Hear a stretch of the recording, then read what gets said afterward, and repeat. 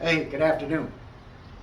Got another great verse, and I really got to wonder about the timing of this and what's going on.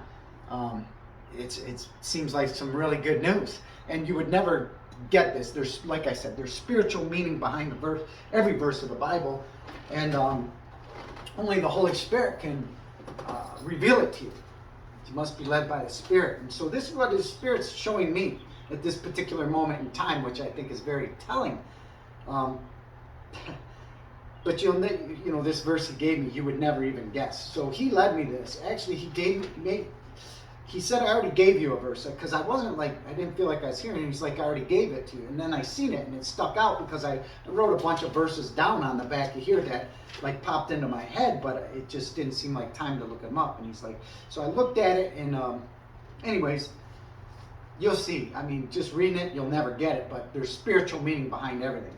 This is what his Holy Spirit is telling me. So Zephaniah 1 verse 16. Zephaniah 1 verse 16. First I'll read it the way we'll see it in most of our Bibles and take every word back to its origin. And this is the way his Holy Spirit revealed it to me. So understand that. But you'll see these words if you study the lexicons and Strongs. You'll see them, but there's multiple words. You got to be led by his Spirit.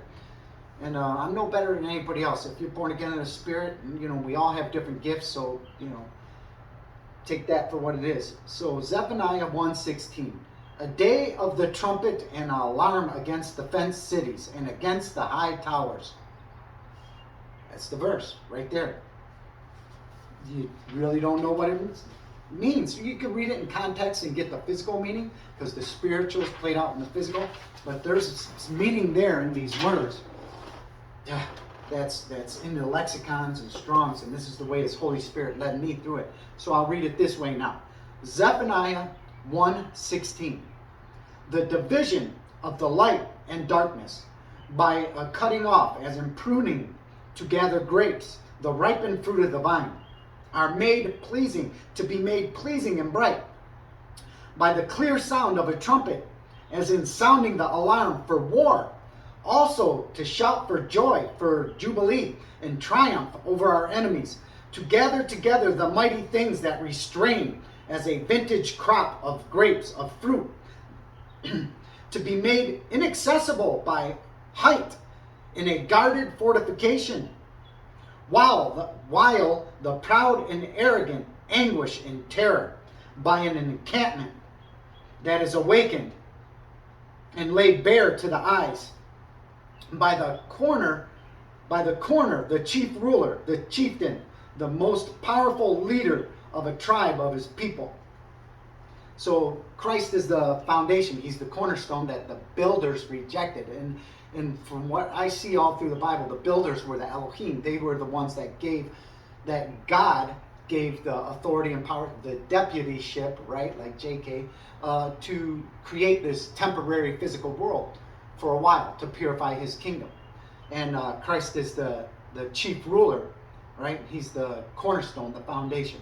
So what is that verse saying? Sounds like we're getting ready to be caught up. All those who are mature fruit, born again of the Spirit, and ready and willing to go, right? We've become ripened as a vintage fruit. And there's a division about to be made between light and darkness. Sounds like he's about to call his people up. That's what it seems to me. That's what I'm saying. And you would never get that reading it as it is, but the proud and arrogant are going to anguish in terror by an encampment. An encampment is a temporary accommodation consisting of tents, and that's what our flesh is sometimes called, a tent, a house, an abode, a dwelling place, a temporary dwelling place, right? And it's typically for troops that are gathered for war. So that's what an encampment is. So what's about to happen? Those locusts about to be revealed from the pit. Are they actually a demonic race of some type of insect race? Because and that very well could be, because the spiritual's played out in the physical. But, when I take all these words back in Revelations 9 about the locust and the sting as in character of, meaning to puncture you and inject a poison or toxin into you, moving like a swarm of locusts, the teeth of a lion, not necessarily teeth. I mean, it could be physically, I'm not going against that, but by the ferocity and speed of an attack of the lion. When I'm looking at these words, taking them back to could they send out troops, military forces, to swarm into areas, to take over areas, to administer this, or take you away and lock you up if you refuse, or whatever?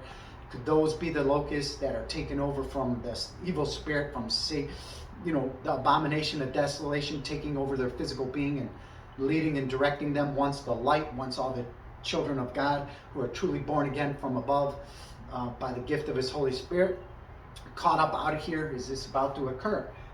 All these things. The timing that he gave me this verse, it's, I don't know. Seems like good news. Bad news to some who are lost, they're double-minded still, but good news to those who are ready, willing, and wanting, and desiring, and longing to go back home. Because this isn't our home. This world is the strong delusion. The world, your bodies, this world, we've been taught wrong by churches. They've been parroting what they've been taught, the translations of men for thousands of years, and unfortunately, the vast majority of pastors and preachers refuse to change their thought on that because it's been ingrained for centuries and centuries and centuries. The strong delusion is the world and what our bodies are, what we've been taught by men of what our bodies in this world is.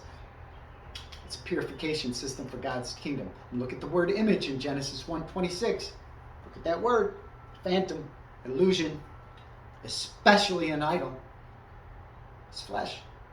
We've been mingled together, right? With the seed of the serpent. And he puts enmity. So what's the seed of the serpent? On a physical level, there was mingling together from God's representative in Genesis 2 when he formed man from the dust of the earth as a potter forms the clay. And they were intermingled together. And look at the ancient Israelites. They were told not to intermingle, marry other races around them because they were from the seed of the serpent, seed of Cain. Got to study the Bible, man. If you want to know him, you're going to study his word. That's how you get to know him. If you love him, you will abide in his word daily. That's what Jesus said. And you will know the truth, and the truth will set you free from the strong delusion of this world. Yep, that's the way it is. All right, God bless you. Love and respect everybody. Bring people into the light. Showing people love is what brings people into the light. And just try to stop and pray when you get offended by someone or when they're disrespecting you. It helps. It does help. And I need to do that more often myself. All right. God bless you. Have a great day. Bye.